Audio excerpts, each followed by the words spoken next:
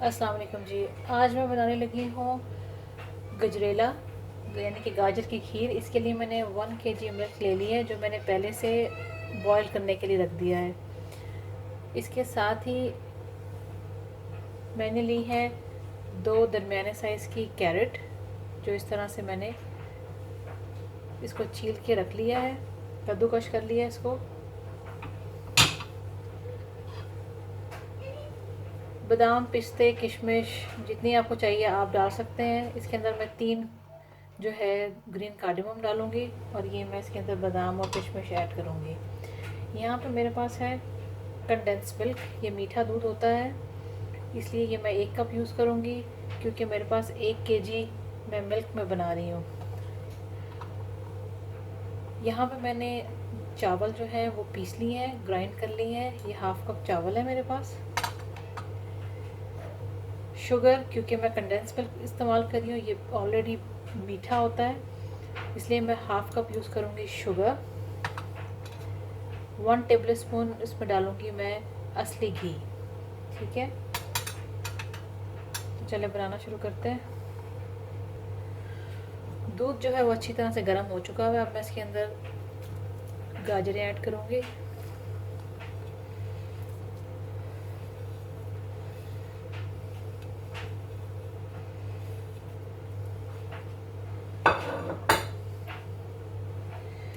गाजर के साथ ही मैं चावल ऐड करूँगी।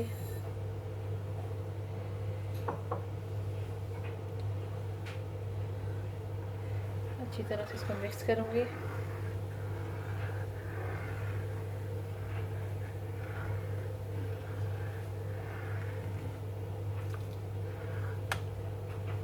साथ ही मैं इसके अंदर ऐड कर दूँगी ये असली घी, 1 टेबल स्पून।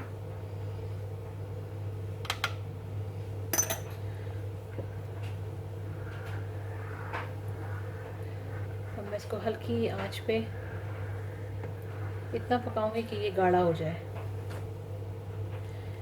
गाजरें भी अच्छी तरह से गल जाए, चावल भी अच्छी तरह से इसके अंदर मिक्स हो जाए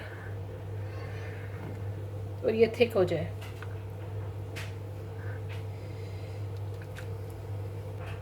इसको थोड़ा सा मिक्स करने के बाद मैं इसके अंदर अभी कार्डेमम, सब्ज़ इलायची मिक्स कर दूंगी।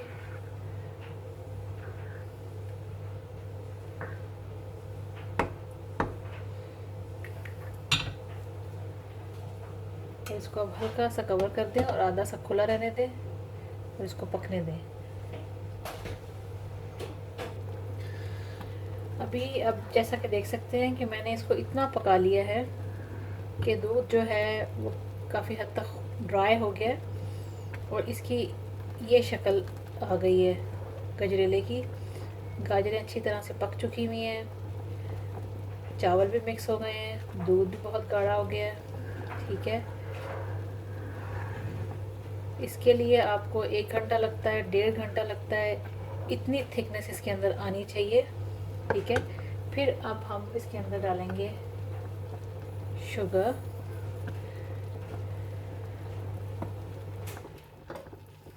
कंडेंस मिल्क, मीठा दूध। ये इजी अवेलेबल है, हर जगह पे मिल जाता है। इससे ज़रा इसके अंदर अच्छा एक टेस्ट आ जाता है और थिकनेस आ जाती है।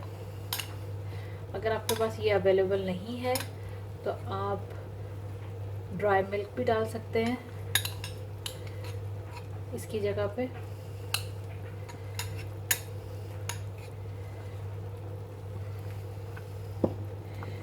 इन दोनों चीज़ों को मैं मिक्स करूँगी।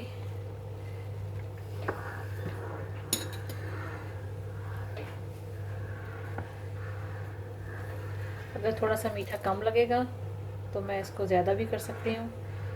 इसी तरह से आपके लिए भी, कि आपको अगर लगे कि मीठा थोड़ा कम है तो आप ऐड कर सकते हैं, क्योंकि बहुत ज़्यादा हो जाए तो फिर वो कम नहीं किया जा सकता। इसलिए अगर मुझे लगेगा कि डालना है और इसके अंदर शुगर को, तो मैं शुगर और इसके अंदर ऐड कर दूँगी। 1 kg मिल्क के अंदर इतनी शुगर बहुत रहती है।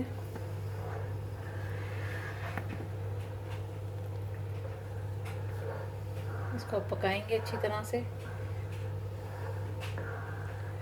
मुसलसल इसके अंदर आप स्पून चलाते रहें, ये नीचे लगे नहीं।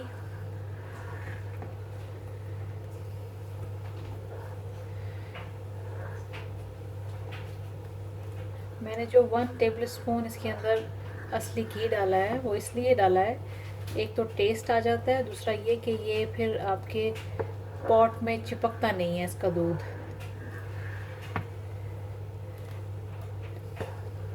लगती नहीं है खीर या गजरेला जो भी आप बना रहे हो।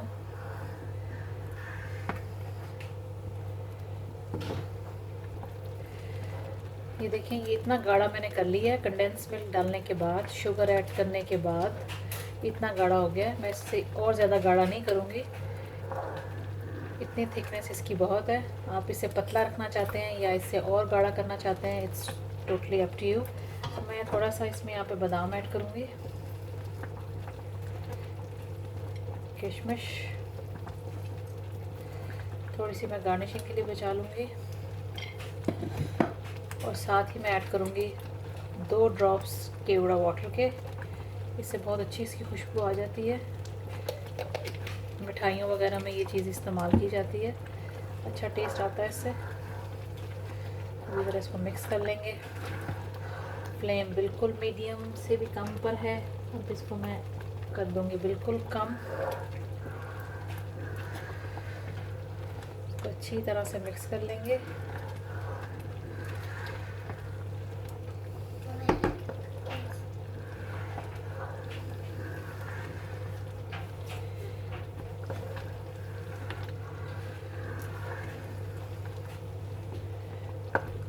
ये हो गया मिक्स, गजरेला हो गया रेडी।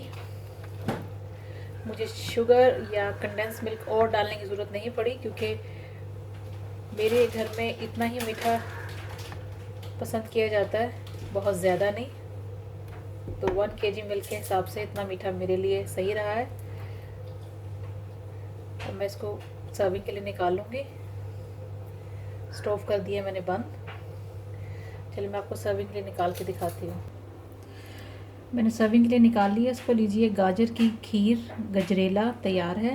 आप भी ज़रूर ट्राई करें और बताएं कि आपको कैसा लगा। And thanks for watching the video.